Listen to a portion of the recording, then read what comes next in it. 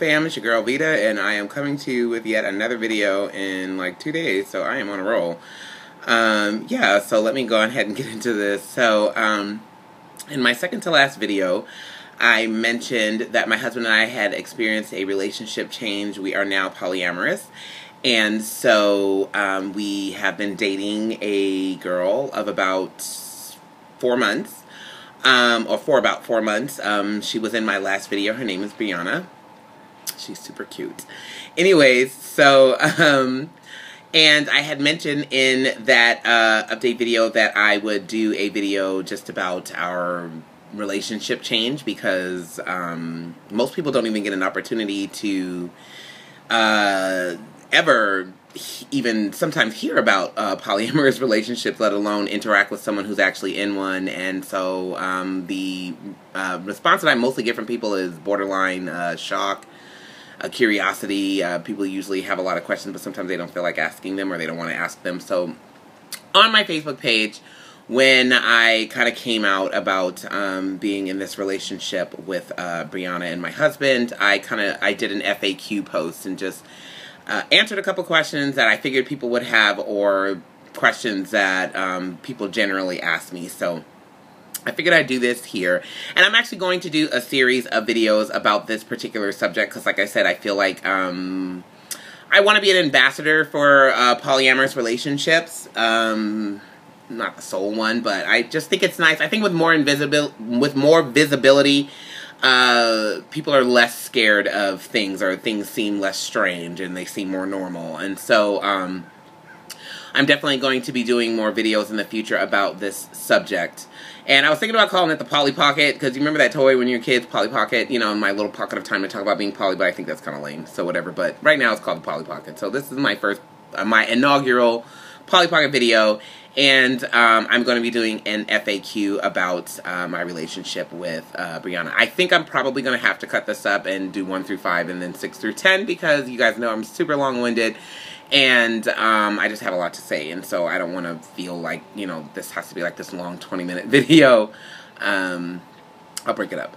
But anyway, so what I wanted to get started with first is the definition of polyamory. Now, this isn't the Webster's definition, but this is pretty much my, you know, paraphrasing of what the definition of polyamory is. And basically what it is, when someone is polyamorous, or they're involved in a polyamorous relationship, it means that they have more than one intimate, romantic connection with multiple people. It's unique from swinging, because a lot of people say, oh, well, that's just swinging, or that's just open relationships. Well, no, it's not. Swinging is purely about recreational sex. And so you go into it with the knowledge that this is not going to turn into anything. No feelings are supposed to develop. This is not supposed to, you know, reach an emotional level. It's just purely about the sex. Now, do some swinging relationships turn into poly relationships? All the time.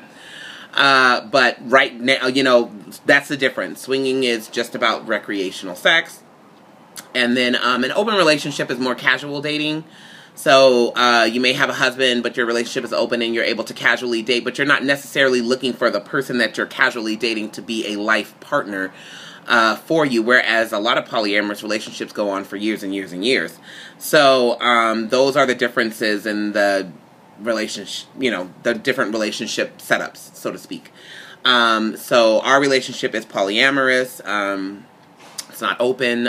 She is a vital, active member of our union, so to speak. Okay. So, so I'm going to go through questions 1 through 5, because this video is already almost 5 minutes long, and I'm sorry if I'm boring the crap out of you guys. I'm really not trying to, but I'm just trying to get this out here, because seriously, I probably shot this like 4 or 5 times. It's just, filming during the day with kids is just not fun. I've been gotten so many interruptions, and anyways, moving right along. So, my number 1, 2, and 3 questions are actually my, Kevin's, and Bree's number 1 question that we get asked from other people about our relationship, respectively. So, number 1 is my question, my number 1 question. Number 2 is Kevin's number 1 question. And number 3 is Bree's number 1 question. So, let me get into it. My number 1 question that people ask me, and mostly women, is, number 1, don't you get jealous? so many people, I mean, that is usually the very first thing that people say to me that comes out of their mouths when they ask me about the situation. And so I'm going to answer that for all you guys. The resounding answer is yes, all the time. Probably thought I was going to say no, right? Not going to say no. Wish I could say no, can't say no. Okay, so I get jealous quite a bit, actually. I wish I was this super evolved person that just doesn't struggle with jealousy. And there are people that are polyamorous that jealousy is just not something that they struggle with. Unfortunately, I'm not one of those people. And so jealousy is something that I do deal with on a very, I don't want to say a very large scale, but it is very present. And so, yeah. But on, you know, conversely, Bree gets jealous. My husband gets jealous. We all get jealous of different things and different interactions and different things that happen. I think the difference with jealousy in a polyamorous relationship as opposed to a monogamous relationship is how you deal with it. And I don't want to go into a whole lot of detail about it because, like I said, I do want to film a video just on jealousy because that is usually the #1 question that people get new to poly ask is how do you deal with jealousy, because you just know that it's going to be there. But I will say this, jealousy is usually an indicator that either there's a fear that is being triggered with the action that's making you jealous, like a fear that your partner finds the other person more attractive, they're going to leave you for the other person, etc., so forth and so on. Or it can deal with a need that you're not feeling like is being met in your relationship. So, for instance, if I'm feeling jealous that my husband is out with Bree, it's probably because he and I haven't gone on a date in a while, or she and I haven't gone on a date in a while, or things like that. And so rather than attack his relationship with her or try to constrict his relationship with her, I try to deal with what it is within me that's causing me to feel this way, and we deal with it with regards to me and him or she and I. And so the way you deal with it is differently. Honestly, the way you deal with jealousy in polyamorous relationships would do so much help for a monogamous relationship. And there are actually a lot of concepts that you have to have in place for polyamorous relationships that would do wonders for monogamous relationships. But I think that the reason why they're just so much more necessary in a polyamorous relationship is because you're dealing with multiple people. And so you have to make sure these things are in place in order for these things to be healthy. Whereas monogamous people, they can kind of be a little lax about these things. But I think a lot of concepts for polyamorous relationship, if they were applied to monogamous relationships, so many monogamous relationships would stay together, and would be so much more, vital and healthy. So, and I'll probably do a video about that because there are a lot of things that I've learned in my relationship with kind of me and my husband kind of opening up that have done wonders for our relationship, you know, in a monogamous sense. And it's really fascinating stuff. But anyways, already at 8 minutes, good Lord. Okay, #2, does she live with you? This is Kevin's #1 question. And no, she does not live with us. She does spend a great deal of time here, but she does not live with us. But the plan is to have her move in with us at the beginning of next year. #3, do you have sex? Don't most adult relationships have sex in them?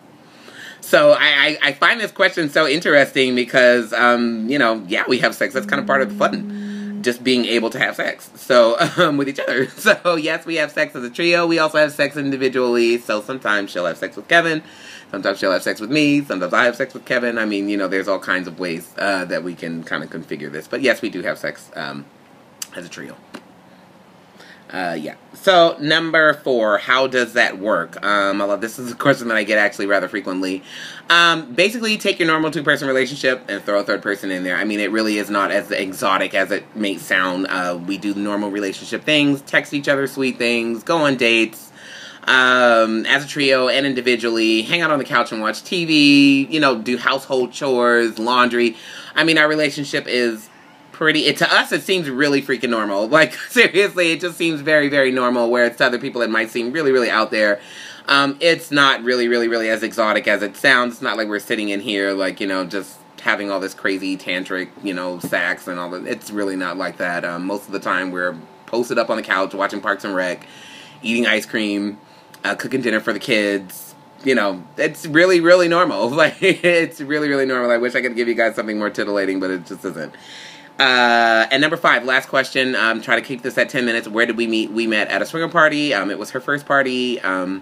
It's actually kind of a funny story because my husband saw her first, liked her first, talked to her. She didn't really give him any play. And I had kind of noticed her, but, you know, she was just another new person there. It was a party of a bunch of my friends that I had already knew. And we kind of were in a group discussion around a table, and she and I kind of started talking. And I was like, oh, she's kind of cool. And, you know, she's, you know, kind of felt the same way about me. And so then we kind of sat on the couch, happened to be sitting next to each other, and just started talking, and we just clicked. And so I made some advances at her that night. She did not like reciprocate, and so I kind of thought she wasn't into me like that. But we exchanged phone numbers, and so we kept in contact, and we talked, and you know, it just kind of snowballed from there, and she began to hang out with me and spend time with me, and, you know, spend time with my husband, and this whole thing kind of developed organically. So a couple like us would be kind of considered unicorn hunters, they call them. So basically it's any couple. Most couples that are looking to get into polyamory relationships are looking for their bisexual woman that they can have that love both of them. I mean, that's pretty common. But we weren't really hunting, so we weren't looking for this to happen. I was really looking for just a girlfriend for myself, not one that my husband and I share, but our relationship developed organically, and we just kind of went with it. So anyways, that's the end of this video. That is questions 1 through 5. I will come back with another one with questions 6 through 10. I'm sorry it's so long, but you guys know I talk a lot. And I will see you guys in a bit. If you stuck with this, you're a rock star. You're awesome. If you have any more questions, please put them down in the comment section, because I love answering questions about this, because it's really fascinating to me anyways.